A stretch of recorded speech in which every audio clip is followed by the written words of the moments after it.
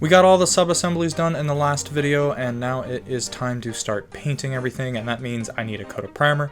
I like using Tamiya's spray can primer just because it gives really nice adhesion to resin, photo etch metal parts, and of course the plastic underneath, which, having a lot of resin parts and photo etch, I want to make sure I've got good adhesion. So I begin with painting the wheels here, at least the rubber of the wheels, using Splash Paint's tire rubber color.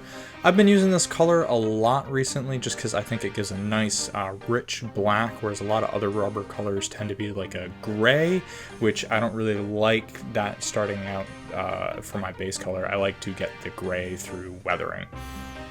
And while I have the color in my airbrush, I'm going to go ahead and spray the floor mats and the transmission tunnel cover of the interior, just because those are rubber as well, and I like the rubber components, like I said, to have a nice kind of rich satin black, which this will have.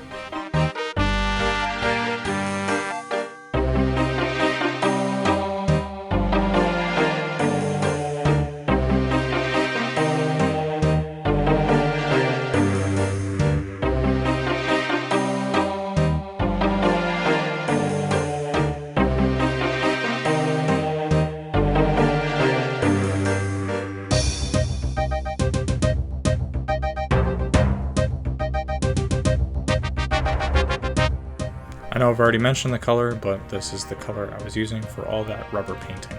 Now we'll move on to painting black for the chassis, steering wheel, the running boards, and the front grille, along with the seats. And you'll see why I am painting the seats black in a second. I'm painting the exhaust black, even though it's going to be a rust color, just so I have a nice dark base that I can do my rust weathering process on top of.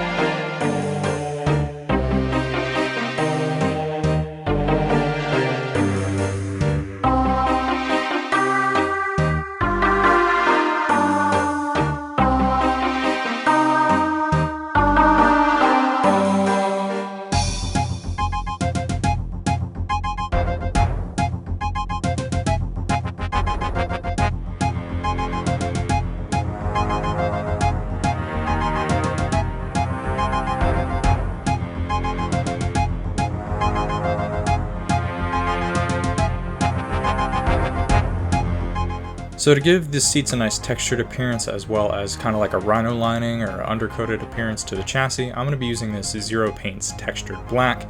Now, if I were to rely on this to paint the chassis or the seats black, the actual texture would be far too coarse for 1/35 scale.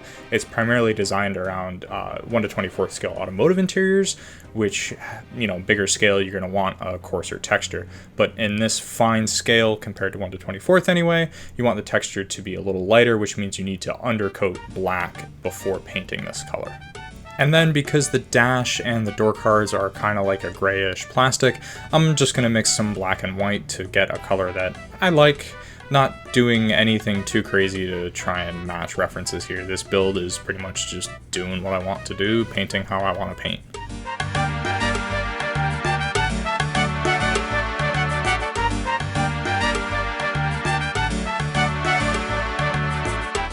The wheels have been all masked up, and I'm going to paint the centers black. I don't need to worry about the back, A, because it's not going to be seen, but it's not going to be seen. It's just going to be caked with mud, basically, so there's no real point in painting the backside and dealing with masking the backside. Only the fronts need to be done. I've actually never black-based armor before, or a ground vehicle. I do this all the time on planes, but I'm going to be using MRP's Fine Surface Primer Black over the external parts, the parts that are actually going to have the final colors. That way I can go through and do a mottling process on the exterior of the vehicle, just because it's going to be pretty bland otherwise, because it is a single tone and that can look kind of dull and boring. So doing the mottling on armor gives it a nice tonal variation that creates visual interest on what would otherwise be a monochromatic scheme.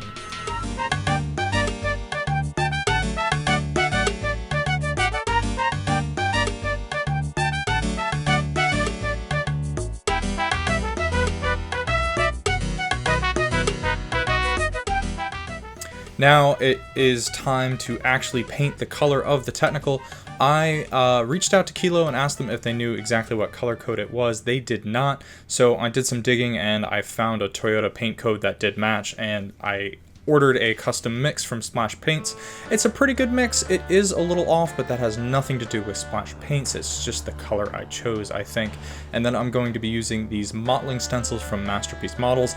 I don't normally do this. I usually do it by just freehand the mottling, but I wanted to give these a try, and I also wanted to see what I can do with the mottling on armor, because like I said earlier, I've never done mottling on armor, so I figured this would be a little bit more interesting than like a random pattern, which I think works better for planes.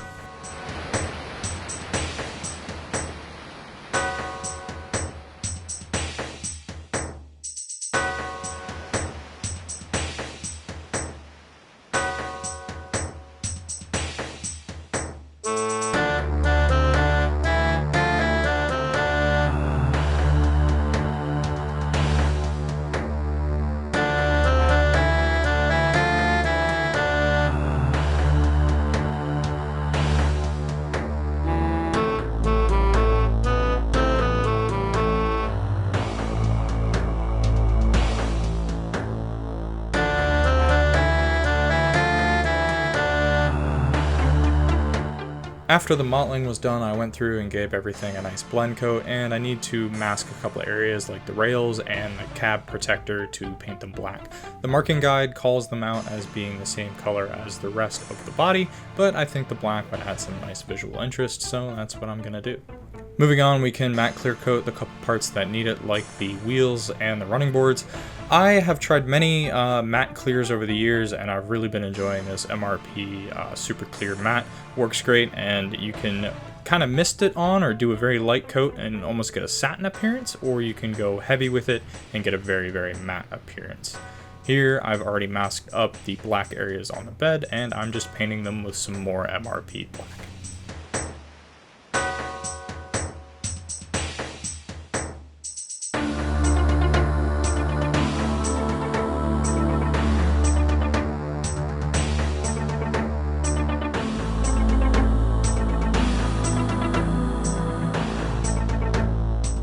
I made the Qilo logo in Adobe Illustrator, and then I cut it out of some Tamiya masking paper using my Cricut.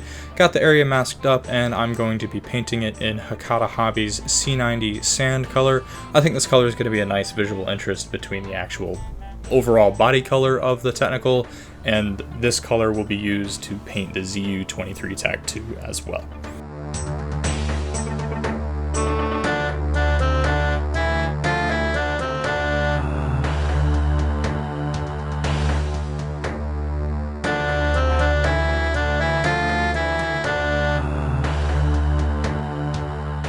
It's time to paint the ZU-23-2, and I am going to be doing my airbrush mottling technique. I've taken the crown of the airbrush off, so I have a little bit less velocity or less air pressure coming out at the tip. I've thinned my paint down pretty heavily, and then I've used my MAC valve to get just enough air pressure that the paint won't splatter, but it also won't be blown all over the place because it is so thin to try and paint those fine lines.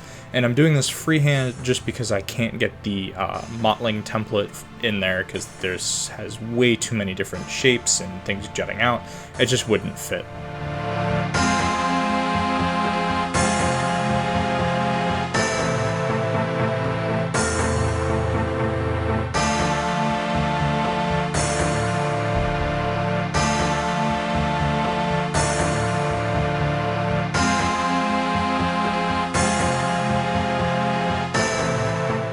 And then of course, even though this is going to be kind of a military vehicle, the truck did not roll off the line in matte paint, so it gets a coat of gloss.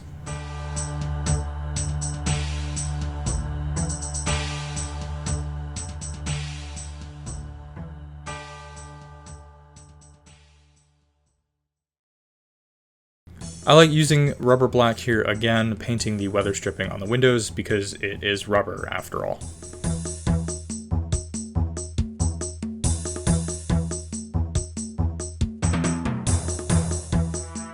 And then to paint the little odds and ends that don't really have a good way to hold them, I just take some masking tape, flip it sticky side up, and then tape it to a piece of cardboard and put the pieces I need to paint onto the sticky side of the masking tape, and then I just paint it like I would anything else.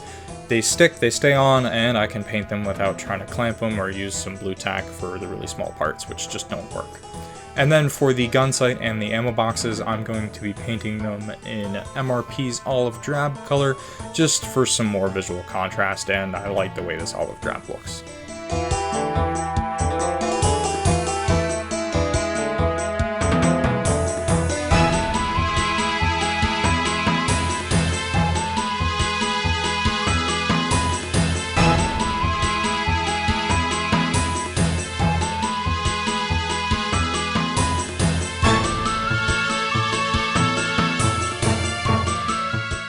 And with everything finally painted, all the last little odds and ends, everything that needs it can get a matte clear coat, and I'm going to be using MRP's Matte Super Clear to do that.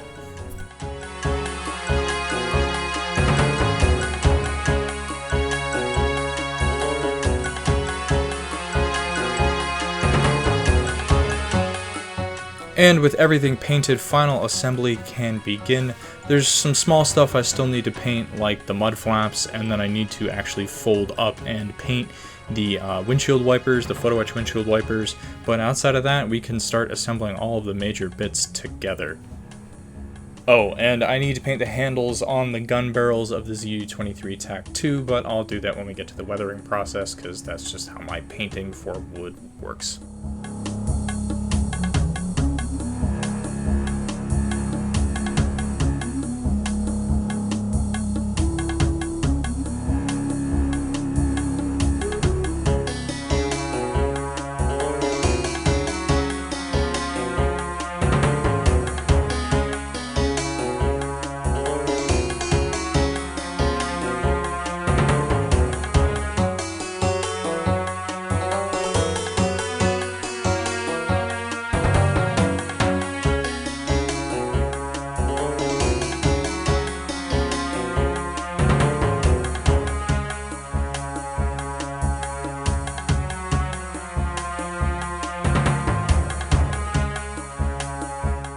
To simulate the clear glass in front of the gauges, I'm going to be using Ammo by Meg's wet effects and just brushing it liberally onto the instrument clusters. That way they have a nice shiny sheen to them, and it looks like there's a layer of glass in front of them instead of them being a kind of satin decal, or in this instance, because I always clear coat over, a matte.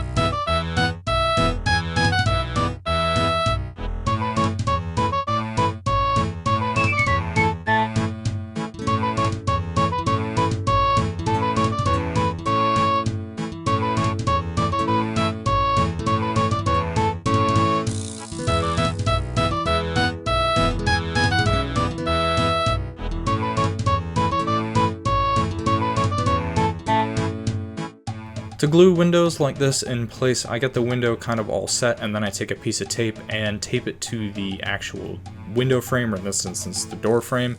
That way I don't have to worry about it falling out of place when I am gluing it, and it is securely held in place while the glue sets up.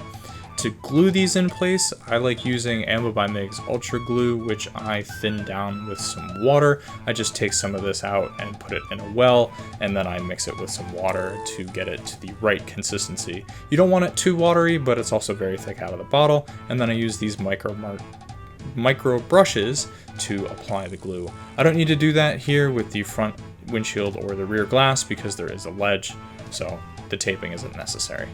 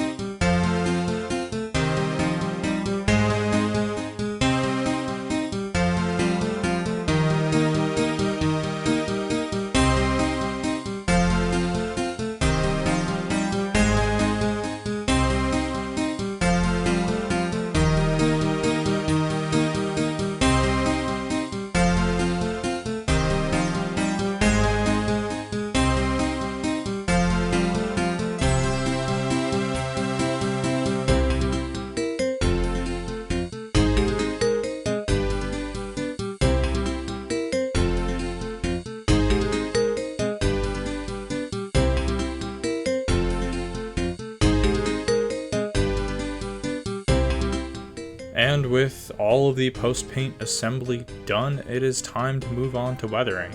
I've still left a lot of the stuff off, like the wheels are off and the doors are off, and obviously the ZU-23 is off because I need to weather the I-beams that support it, but everything is pretty much a go from here on out. I still need to attach the lights, but I've just painted them using Tamiya's clear colors, and those take a little bit to dry, so I'm just letting them dry, but I wanted to get this video out and done for you guys, so this is really inconsequential stuff to put on afterwards.